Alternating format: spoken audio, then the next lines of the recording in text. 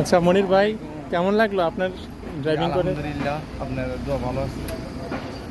তো আমি আসছি প্রবাসী কল্যাণ মন্ত্রণালয় থেকে, প্রবাসী কল্যাণ সেন্টার থেকে আমাদেরকে পাঠাইছে এখানে। প্রথমে 13,500 টাকা পাইছিলাম আবেদন করে, তারপরে আমাদেরকে ফোন করা হয়েছে যে কী অবস্থা, আমাদের কী পরিস্থিতি আমাদের। তো আসছি, ওনাদের বলছি যে আমাদের এখানে অনেক অসুবিধা হইতেছে আর কি, বিদেশ থেকে আসার পরে। কারণ ওনারা বলছে যে কী শেখার জন্য বা আগ্রহ কী, তার জন্য আমরা বলছি যে ড্রাইভিংয়ের পেশাটা। তো আমরা শিখছি এখানে বর্তমানে ওয়েলফেয়ার সেন্টার বিআরটিসি থেকে শিখেছে আমাদেরকে। এখানে মোটামুটি আলহামদুলিল্লাহ ভালো।